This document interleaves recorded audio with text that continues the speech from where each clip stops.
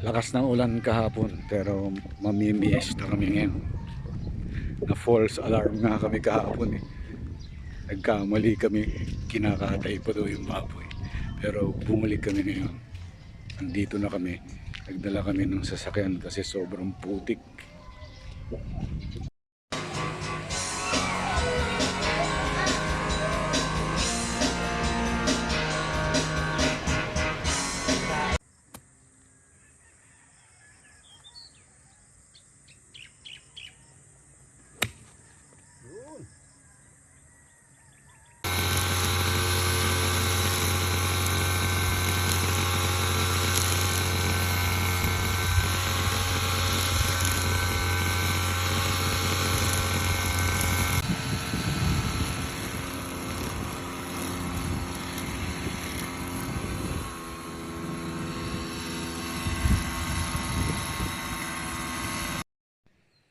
Kakatapos ko lang mag grass cutter para linisin yung mga pagitan ng mga plat.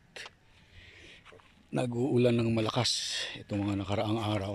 Tingnan nyo nangyari. Tumama yung, well, hindi tumama, dumaan yung kidlat. Yan, sunog yung junction box sa kubo, tapos bumagsak yung ilaw. So yung solar system na apektuhan yung inverter, pinull out kahapon. Hopefully maayos by tomorrow dahil magdadatingan yung mga barkada at magbabike na naman kami. For now, yun lang muna.